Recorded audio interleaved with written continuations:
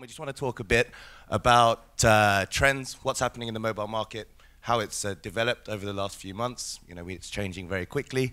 We want to look at Israel as well and see, what changes have been here, who's been successful, who's been moving up the charts. So first thing, like we always like to do, is just look really at what the global market in terms of iOS versus Google Play looks like as of today. We can see that in Q3 2015, Google Play is now generating about 90% more downloads than iOS globally. When I spoke at Israel Mobile Summit about 3 months ago, that was more like 70%. So that gap has increased quite amazingly.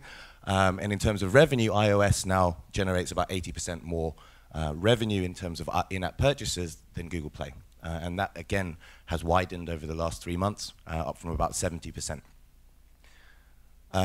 When we look at, in terms of the actual share of downloads and revenue and how they've grown for gaming, one notable thing is that in terms of Google Play, gaming growth has been about stable, or the percentage of downloads that are generated by games has been stable at about 40%. iOS has declined very slightly over the last year, but in terms of revenue, it's been pretty flat. For Google Play, interestingly, makes up about 90% of total revenue driven through apps. This is in-app purchases and any revenue that's derived through the stores, not taking into account advertising revenue, and about 70% for iOS. In terms of how that gaming revenue is actually distributed, the vast majority, so over 90% for both iOS and Google Play, is derived through in-app purchases. In Google Play, in particular, paid downloads is absolutely minimal. Looking at country trends now, and if we look at this is index downloads across Google Play and iOS, we can see that, firstly, in terms of iOS, US and China drove about 40% of all global downloads in 2 markets. We can see here, if we look at the top, 4 or 5 here, Brazil, China, Turkey, developing markets, large populations, mobile-first markets as well. And if you look particularly on the Google Play side, Brazil is a big gainer, Russia, and also India there at the bottom too. When we look at revenue, it's a slightly different story. And you can see that Japan is still the #1 market in terms of overall revenue generation across both stores. Japan and US and Korea combined make up about 70% of all revenue generated in mobile now. We want to see how this is changing. So we want to look at which markets are growing, which markets are shrinking. Canada now is the 6th largest market in terms of downloads. It's growing, but the big mover here since last year is Vietnam, which has moved up into the top 10 for the first time. Again, we're seeing a lot of movement in Southeast Asia. We're seeing a lot of movement in large population, mobile-first economies, and that's starting to filter through down into the revenue as well. So in terms of iOS revenues, Korea is moving, and Taiwan's in the top 10 for the first time also. Google Play, the market's slightly different. Vietnam has also moved up into the top 10, so that you're seeing that cross-device, but you're seeing, again, the sort of large Android-driven markets, Brazil, Russia, Turkey. Turkey has moved up 3 places into #4. And interestingly, Taiwan is now generating more revenue on Google Play than Germany, up into the top 4 for the first time. And this is a country of 20 million population versus Germany of 80 million, which is, again, fairly Android-driven. A large reason for this, and if we take the theme of Asia a little bit further, is actually looking at how much time people are actually spending on their devices, and in particular in gaming. And you can see that on Android in particular, from our data, Japanese and South Korean gamers are spending more than twice the amount of time than users in the US, and significantly more time on games, engaged in games, and therefore spending in games than users in the US and UK and Germany. Within gaming, if we look at subcategory trends, in terms of downloads, action games, still by far the largest segment that's being downloaded. But in terms of revenue, it's RPG driven. And a large proportion on iOS is being driven by RPGs. This is weighted, of course, to the Asian market. And if we look at that in terms of Google Play, we can see that, again, casual games are by far the most downloaded, but once again, RPG is leading the way in terms of monetization. Coming back to, or looking at the Israeli publishers, which we always like to do, this is as of Q3 2015. we can see some big movers. So touch apps, you might know them as Puzzle, has moved up into the top 10 in terms of downloads. And in terms of revenue, it's pretty stable. You've got you know, a lot of the well-known guys in there. In terms of where the revenue for Israeli publishers is actually coming from, you're getting a disproportionate amount of revenue from the US. No real surprise there. Russia, UK, and Australia were the third next biggest markets. Interestingly, not that much revenue coming from Asia. And if you take into account, you know, the statistics we saw earlier on, it's perhaps a market that you might want to start looking at and focusing on as well. So in summary, just really looking at, you know, overall, games are still the major driver of revenue within the stores, particularly in-app. And if we look at, you know, sort of our recommended strategies and things to look for, it's very regional dependent. So we look at, you know, where you want to launch your games and how you should launch them in different countries.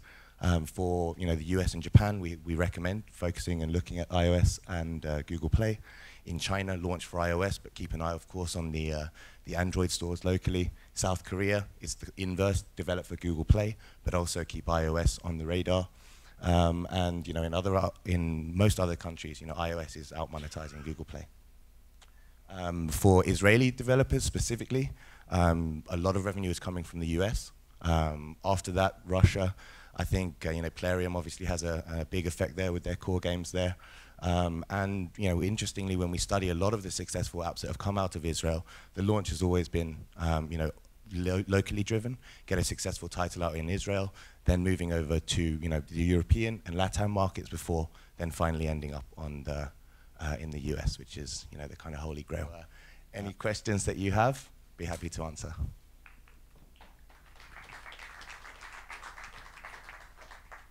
Has anybody got any questions? I was kind of interested in the Asia one, actually, and the fact that you were saying the amount of time people are spending in Asia is just fascinating. And you mentioned kind of briefly RPGs. Do you see, is there a big difference in the types of games that are being played across the different areas? And do you see those kind of games coming across? Or is it very much that in Asia you're playing the kind of Japanese role-playing game, that type of stuff, and it just stays within that area?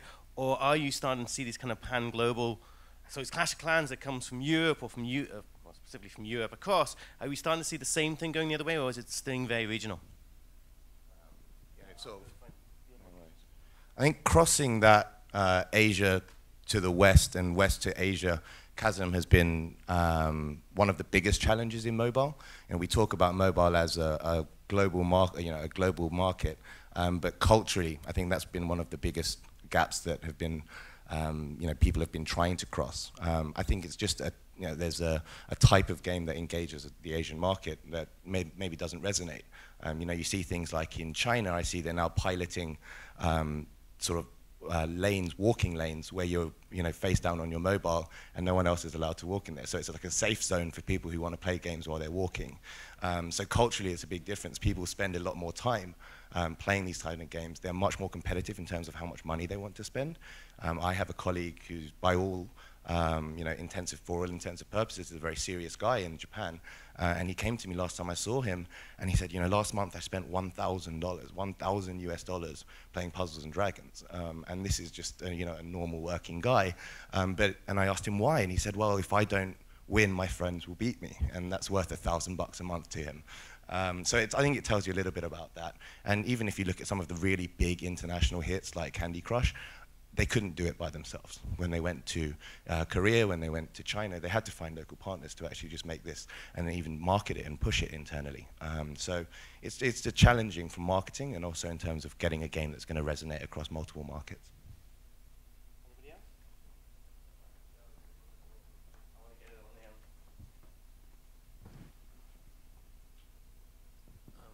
Regarding, notice the numbers you said about inside-app purchases, how, I mean, everybody knows they dominate, but what's the actual growth in ads, like video ads, full-screen ads, what just the ad revenue? What's the growth year to year compared to the inside-app purchases? Are they growing on any reasonable rate? Because you now also read they have ad blockers coming up in the iOS, so you start to ask yourself, what's the point there?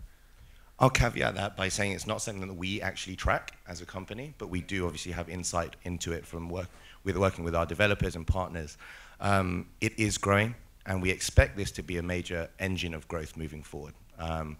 If what is very interesting when looking at the split of revenue is, again, extremely regional and region-specific. If you look at a market like Japan and you take total revenue, in-app versus and advertising, it's about 80% in-app purchase-driven. If you took a market like the UK or the US, it's more like 30% in-app purchase-driven, 70% advertising. And that regional split is very important to sort of understand. I saw a presentation by Google yesterday, and they were talking about how to monetize that other bit that's not paying through IAP. It's very important to understand regional differences here, and it's showing a tolerance really to the level of advertising. I live in London. I spend a lot of time in the US, and we're used to seeing adverts on a constant basis. In Japan, they're not, and they will pay to turn them off most of the time. It's very difficult to take that. In terms of engines of growth, advertising has to be and will be. If you look at the amount of advertising dollars that are being spent on traditional versus mobile, it's a massive gulf, and it will be filled. Excellent, cool. You got... That's why I didn't go too far. Okay, so that's actually... Do you think that the app stores will actually try to get a cut of the ad revenues? Because are they going to allow these revenues to flow by them? Because if I was them, I would be trying to say, okay, we get 30% cut of the IIP. We are now demanding X. I mean, what's this, the feeling there? Do you have heard anything about that? No, but I would imagine directly or indirectly there's going to have to be a way that they'll try and monetize it. I hope it's not 30. No. It's actually one thing. I was at a Google event last week, and it's something that we asked them about, not only on advertising, but platform transactions as well, because if you look at markets like retail, it could be an interesting way to become a payment platform for retail also. Has anybody else got any questions? No? Okay, well, thank you very much. Thanks, Jaede. Really interesting.